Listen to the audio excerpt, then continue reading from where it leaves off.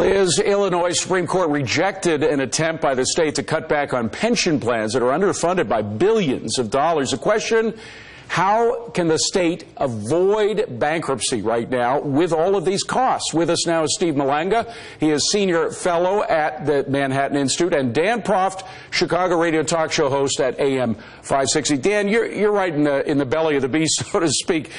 Let's talk about first what the court rejected. It was a bipartisan plan to try to lower the pension costs that are causing an enormous deficit, an enormous amount of the deficit.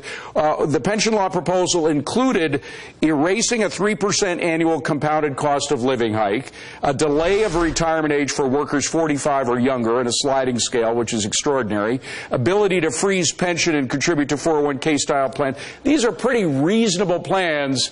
How can the state live without them? Well, that's exactly right in terms of their reasonableness. And this was legislation that was passed 2 years ago, signed by Democrat Governor Pat Quinn. And it was a baby step on the journey of $200 billion, because right now the state of Illinois has $214 billion in debt and $30 billion in assets. So we need to completely rethink how we do the public sector pensions in Illinois. Otherwise, we are not going to be able to pay for anything else. K through 12 education, our infrastructure, Medicaid for poor but if the court people, won't pregnant allow women. you to cut those costs that are cutting right into the heart of the budget, you're going to go bankrupt. It's as simple as that.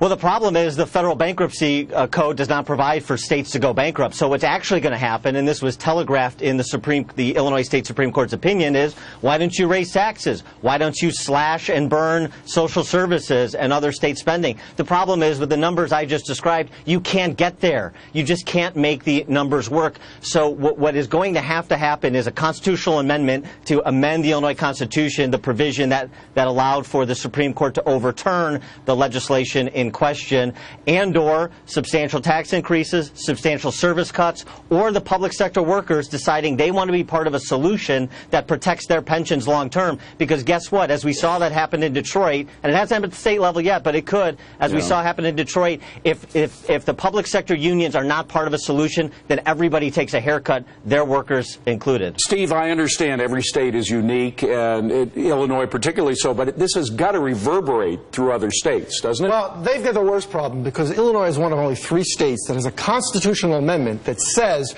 you can't change pension benefits. You can never diminish them, even for work that workers haven't done yet. In the private sector, what the federal courts have always ruled, that you've got the benefits you've earned so far, they're yours. But if your employer comes in tomorrow and says, you know, we have to decrease our contributions going forward for work you haven't done, that's perfectly fine.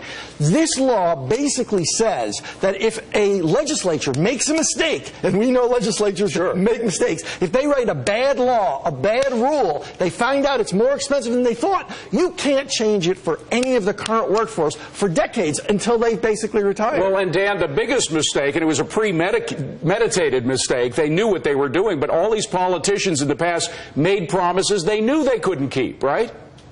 That's precisely right. That is precisely right. Republicans and Democrats for 4 decades. You don't run up a $214 billion bill overnight. It takes, bipartisan cooperation, the buzzword that politicians love. Well, we've had bipartisan cooperation in Illinois, and it's led us to, as Steve just described, the worst funded pension system in the country. And you know what? It's immoral. It's not just unfinanceable, it's immoral. If I could give you just a quick example. Pat Quinn, the outgoing governor of Illinois, he served in state government for 20 years. He paid about $200,000 into the state pension system. If he lives to average life expectancy, he expects to get $3.5 million back for the $200,000 he put Steve, in. Again, it is immoral. That is immoral. I know Illinois is unique, but again, you do have examples of that all over the country. We have estimated somewhere about $2 to $3 trillion in unfunded pension liabilities around the country. Some states are in good shape, but other states, New Jersey, California, and by the way, it's not just the state, it's their municipalities. Right. Chicago, 35% funded.